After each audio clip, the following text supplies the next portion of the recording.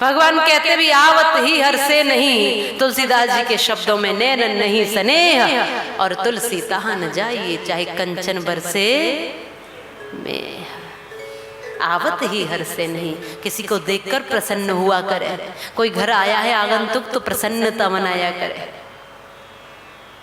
खुश होकर उसका सम्मान किया करे, आदर किया करे, उसको स्थान दिया करें, आसन दिया करें। कोई अतिथि, कोई संत, कोई विद्वान, कोई भी घर पर आया है तो हमारा ये कर्तव्य बनता है कि आए हुए आगंतुक को भोजन पानी की पूछे।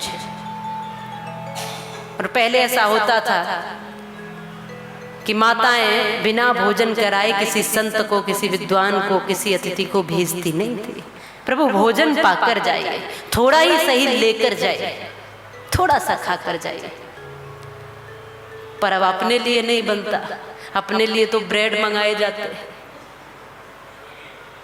क्यों जी? थोड़ी सी भूख है तो क्या करें, पिज्जा मंगा लेते हैं। थोड़ी सी भूख पे पिज्जा, थोड़ी सी भूख है क्या करें, बाहर से थोड़ी सी भूख है तो खाना ही बंद कर दो। अब तो मन नहीं कर रहा आज घर का खाने का, बाहर क्या अमृत बरस रहा है, बाहर का खा लेते हैं, आज बाहर का खाते हैं। और आज तो ये फैशन हो गई है। मुझे आश्चर्य होता है कि दो परिवार में केवल 2 ही लोग हैं, पति पत्नी, पर 2 लोगों पे अपने लिए भोजन नहीं बन रहा है।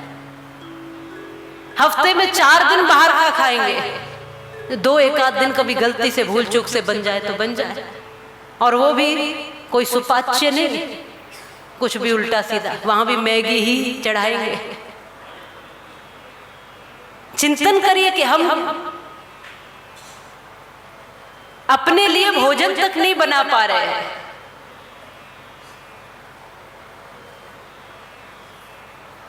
ये एक ट्रेंड हो गया, एक फैशन हो गई कि बाहर से मंगाइए, बाहर का खाना अच्छा होता है। हाँ, उसमें थोड़े 2-4 कीड़े गिरे होंगे, 2-4 कुछ चीजें जाने कैसे कैसे बनाई होगी, उसमें तुम्हें स्वाद ज्यादा, लेकिन जो माँ बनाएगी, जो पत्नी बनाएगी, जो बहन बनाएगी, जो बेटी बनाएगी, वो क्या डालेगी, वो प्रेम डालेगी उसमें।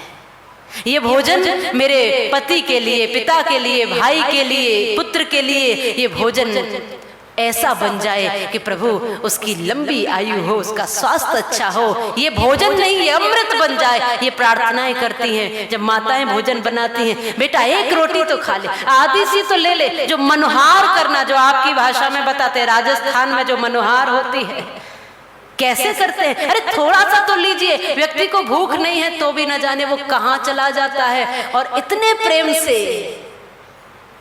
क्या बाहर से जो होटल से मंगाया है उसमें वो स्वाद होगा? मैं कहती हूँ सूखी रोटी भी मीठी लगती है जब प्रेम से खिलाई जाती है। ये इसको ट्रेंड मत बनाओ, मैं विशेषकर माताओं से कहूंगी, इसको फैशन मत बनाओ। मंगाएंगे नहीं तो बाहर खाने चले। आज तो संडे है, आज क्या करें, आज भोजन नहीं बनाते, बाहर खा के आए। आज तो पानी पूरी ही खा लो, आज तो ऐसा ही खा लो, आज तो वैसा ही खा लो। फिर सबके ऐसे ऐसे पेट निकलते हैं। ये बाहर का खाने का परिणाम ही होता है, व्यवस्थित न खाने का। फिर शरीर बड़ा, फिर कहाँ जाते हैं फिर जिंदल में बोलो बांके बिहारी लाल की वैसे ऐसा नहीं है, वहां तो आप अपने जीवन को व्यवस्थित करने जाते हैं। हाँ, उसमें थोड़ा सा वजन भी घट जाता है, व्यवस्थित। अच्छा, वहां 10-20 दिन व्यवस्थित रह लेते हैं क्योंकि किसी का अंकुश है, और आते ही फिर बहुत दिन हो गए पानी पूरी नहीं खाई। तो ये क्या है? अंकुश ही चाहते हैं हम, अपने नियंत्रण में कभी रहते ही नहीं है। तो बहुत मोटा हो गया है व्यक्ति, ऐसा मोटा कि न तो सीढ़ियां चढ़ी जाए, न सीढ़ियां उतरी जाए, न लेटा जाए, न बैठा जाए। अब क्या करें, बड़ी बीमारियां लग गई, शरीर बीमारियों का घर बन गया, क्योंकि थोड़ा थोड़ा करके ही बीमारियां बढ़ती चली जाती है। और बीमारियों का जब शरीर घर बन गया, ये इतना दुखी हो गया एक दिन कि इसने सोचा कि आत्महत्या कर लेता। ऊपर चढ़ गया, कई मंजिल ऊपर, टेरेस पर। सीढ़ियों से नहीं गया था, लिफ्ट से गया था, आप चिंता न करो। ऊपर चढ़ गया। इसने सोचा कि अब तो आत्महत्या कर देता हूं, ये शरीर किसी काम का रहा ही नहीं। पर आप चिंतन करिए, जब भगवान ने दिया था कैसा दिया था और किस लिए दिया था? इसलिए दिया था कि इसकी आकृति बना बिगाड़ देना, इसकी नक्शाई बिगाड़ कर रख देना, इसको बिल्कुल किसी काम का छोड़ना ही नहीं। ये साधन तो है और इस साधन से तुम्हें साधना करते हुए साध्य तक पहुंचना है, इसलिए भी दिया था। इसको व्यवस्थित रखना है, संभाल कर रखना है, क्योंकि शरीर को संभाल कर रखना भी साधना है, ये भी भक्ति है। क्योंकि ये दिया हुआ परमात्मा का है, हमारा तो है नहीं, इसमें हमारा कुछ है क्या? परमात्मा का, इसको भी व्यवस्थित रखना। अब ये ऊपर चढ़ गया और उसने ऊपर से छलांग लगा दी, ये नीचे गिरा। आंखें खुली इसकी हॉस्पिटल में। जब आंखें खुली तो इसने कहा कि मैं स्वर्ग आ गया हूं क्या? आप यमराज हैं? सामने डॉक्टर था, उसने कहा मैं डॉक्टर हूं, भले आदमी, मैं यमराज नहीं हूं। तो मैं स्वर्ग में नहीं? बोले तू न स्वर्ग में न नरक में, तू हॉस्पिटल में है, तो मैं मरा नहीं हूं। तुम कहां मरोगे भैया, तुम्हारे नीचे दब के 4 मर गए पहले, तो क्यों आकृतियां बिगाड़ रहे हो, नक्शे बिगाड़ रहे हो? ऐसा बढ़िया स्वस्थ शरीर लेकर हम आए थे, इसको स्वस्थ ही रखना है और स्वस्थ ही यहाँ से विदा होना है। और फिर पुनः कभी हमारे सुकर्म बढ़े और फिर कभी शरीर मिले तो स्वस्थ ही मिलेगा।